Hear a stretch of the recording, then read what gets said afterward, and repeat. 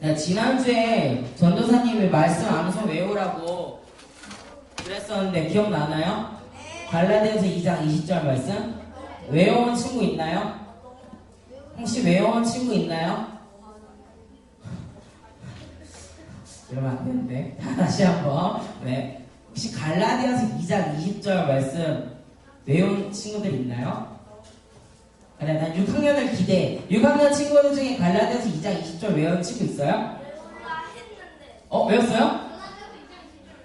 네, 외웠어요? 그게 끝이야? 네, 알겠습니다. 참, 가장 중요한 구절인데, 어떡할까요, 선생님?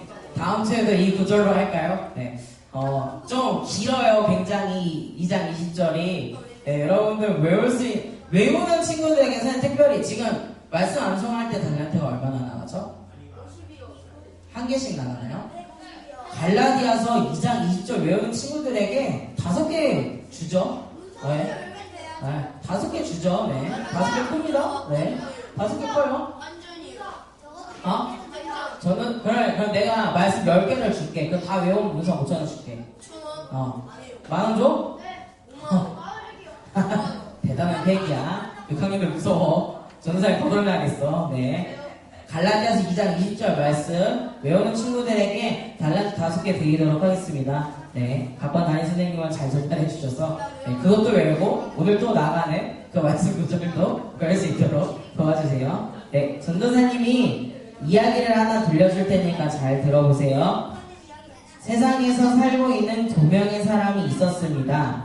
2명은 하나님을 믿는 사람들이었습니다. 2명은 주일이 되면 정말 열심히 봉사도 하고 헌신도 하고 성가대 찬양팀 정말 많은 일들을 섬겼습니다.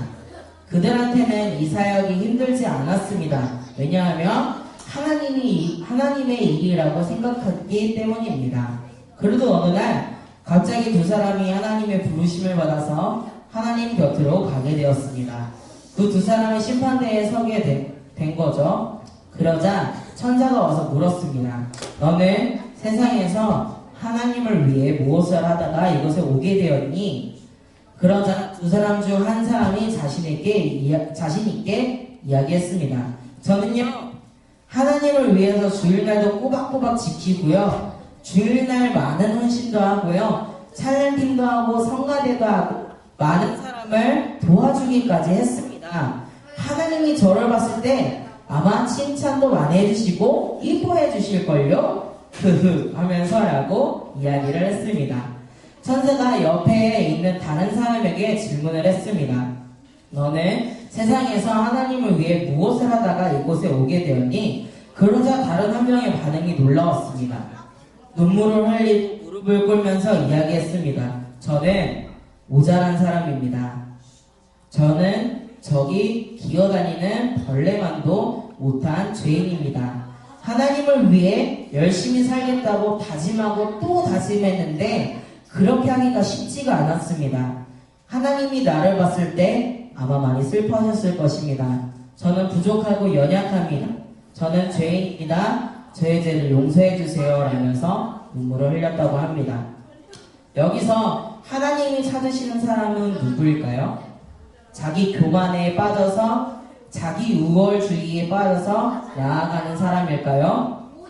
내가 이렇게 열심히 섬기고 봉사하는데 하나님께서 상 안 주시기만 해봐라면서 고백하는 사람일까요? 아니면 하나님, 저는 죄인입니다. 저의 죄를 용서해 주세요. 그래서 마음 안에 하나님이 들어와 제가 하나님과 동행하는 사람이 되게 해주세요. 상 필요 없습니다. 하나님 한 분이면 됩니다. 라고 고백하는 사람일까요? 네, 정답은 뻔하겠죠? 자, 우리 잠시만요. 이름이 뭐죠? 네, 우리 앞으로 보실게요. 앞으로 나와요. 네, 앞으로 나오세요. 네, 앞으로 나오세요. 빨리 나오세요. 시간 없어요. 빨리 나오세요. 빨리 나오세요. 여러분 가운데 쓰세요. 가운데 쓰세요. 네. 자, 이름이 뭐예요? 네? 연수 친구네요. 네. 류씨죠? 네. 6학년이죠? 네. 학교 어디 다녀요? 양진초등. 네? 네, 좋습니다. 네. 우리 이 친구는 이경도 선생님 옆자리로 가세요. 네. 이경도 선생님 옆자리로 가세요. 자, 네. 떠들어서 안 되겠어. 빨리 가세요. 아직 더 남았어. 더 남아서 4명. 잘해야 돼. 자, 여러분. 하나님을 찾으시는 사람은 누구일까요? 네. 네. 하나님이 한 분이면 됩니다라고 고백하는 사람이겠죠. 오늘 말씀에서 보면 사람들이 보았을 때 엄청난 사람이 등장합니다. 바로 어떤 사람이냐면 이사야라는 사람이에요. 이사야 선지자는 아름다운 하나님의 말씀과 시를 많이 쓴 사람이에요. 정말 천재적인 시인이었다고 사람들이 표현을 합니다. 아는 것도 많아서 놀랍고 많은 이야기들을 사람들에게 들려주기도 하고요. 예언의 왕이라는 별명도 가진 사람이었어요. 이사야 선지자는 남쪽 유다의 선지자였습니다. 이사야 선지자는 전쟁과 가난이 계속되었던 어려운 시기에 하나님의 말씀을 예루살렘 사람들에게 전한 선지자였습니다.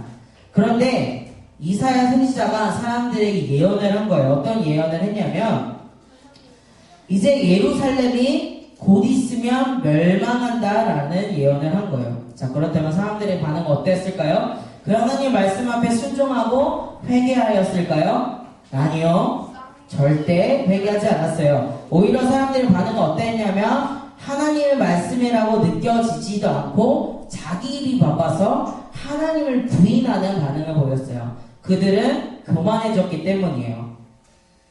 하나님보다 자기 자신이 더 중요했던 거예요. 게다가 하나님 대신에 다른 신들을 더 의지하려고 했어요. 그뿐 아니라 그들을 다스리는 왕, 이름이 뭐냐면 아하스라는 왕이었는데 하나님을 의지하지 않는 교만한 왕이었다라고 성경에서 표현을 합니다. 아하스 왕이 이렇게 이야기하는 거예요. 뭐라고? 하나님만 의지하라고? 이렇게 나라가 어려운데 하나님만 의지하라니. 이사야 선지자도 너무하는군. 아람 군대가 북이스라엘과 손잡고 함께 공격하려고 하는 이때에 하나님만 의지하라니. 마음 편한 소리지. 하나님이 아니라 힘센 아수르를 의지하는 게 낫겠어. 아수르에게 도움을 청해야겠군. 보이지도 않은 하나님을 어떻게 믿겠어? 내 생각이 옳단 말이야 하면서 이렇게 고백을 하게 된 거예요.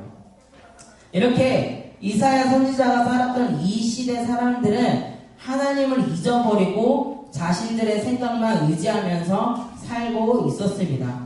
바로 이러한 시대에 이사야 선지자는 하나님의 말씀을 전하고 있었어요. 그런데 이 악하고 교만한 시대에 왜 하나님은 이사야 선지자를 선택을 했을까요? 우리 성경에 보면 나와 있습니다. 5절 말씀 다 같이 읽어보도록 하겠습니다.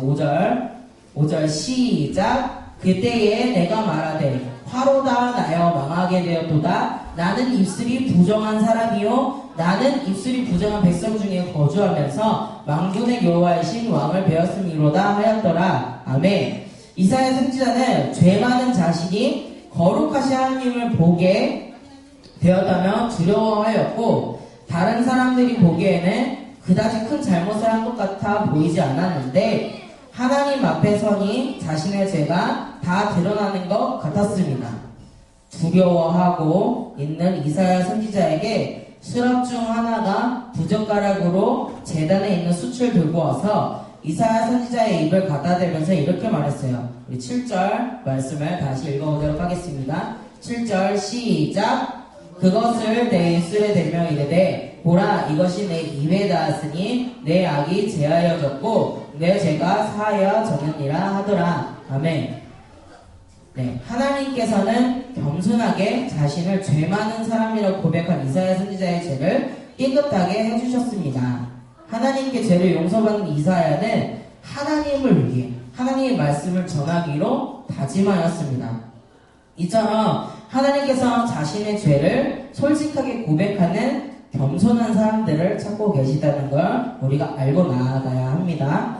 그리고 그런 사람에게 하나님의 일을 맡기세요. 여러분, 우리는 거룩하신 하나님 앞에서 모두 죄가 많은 사람들임을 기억해야 됩니다. 나는 아무 잘못도 하지 않았어. 이렇게 자신있게 말할 수 있는 사람이 어디에 있나요? 아마 별로 없을 거예요. 특히 하나님 앞에 서면 나의 숨겨져 있는 모든 죄가 다 드러나는 걸 기억을 해야 돼요.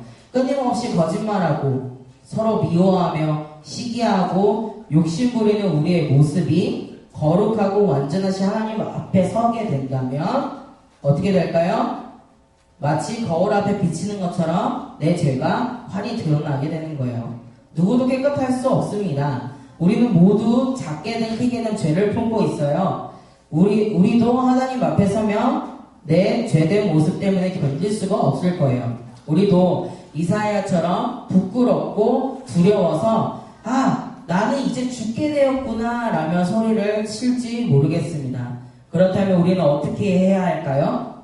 어떻게 해야 할까요? 하나님 앞에서 겸손히 나의 잘못을 고백하는 겁니다. 교만한 사람은 자신의 잘못을 볼 수 없습니다. 하나님 앞에서 겸손한 사람만이 자신의 잘못을 고백할 수 있습니다. 겸손이란 하나님 앞에서 내 죄를 깨닫고 나를 낮추는 태도를 말합니다. 잘난 척하고 남을 낮게 여기고 교만하면 안 된다는 거예요. 알겠죠? 저 이거 하면 안 떠드니까 이제 눕네? 네, 일어나세요. 네, 일어나세요. 네. 핸드폰 하고 있어요? 네? 너 나오세요. 일로 오세요. 일로 오세요. 아니, 일로 오세요. 시간 없어요. 빨리 앞으로 나오세요. 앞으로 나오세요. 네. 앞으로 나오세요. 시간이 없어요. 일로 나오세요. 일로 여기. 네네. 이름이 뭐예요? 조성빈. 네, 조성민 친구 학교 어디에요? 양재. 네, 좋습니다. 우리는 저기 김승민 선생님 옆자리로. 네. 김승민 선생님 옆자리로 가도록 하겠습니다. 네. 자, 겸손이란 무엇이라고 얘기했죠? 하나님 앞에서 내 죄를 깨닫고 나를 낮추는 태도를 말합니다. 네, 그래서 잘난 척하고 남을 낮게 여기고 교만하면 안 된다는 걸 우리가 항상 기억해야 돼요. 하나님께서는 교만한 사람을 싫어하시고 멀리 하십니다. 하나님께서는 우리가 겸손하기를 원하세요. 겸손한 자를 기뻐하시고 오히려 높여주시는 분이 우리 하나님이세요. 겸손한 자세로 사는 사람에게 큰 은혜를 주신다고 하나님 분명히 약속하고 계세요. 하나님 앞에서 겸손하게 자신의 죄를 고백했던 겸손의 사람 이사야처럼 우리도 하나님 앞에서 겸손히 나를 돌아볼 수 있는 사순절 기간이 되었으면 좋겠습니다. 아멘. 기도하겠습니다.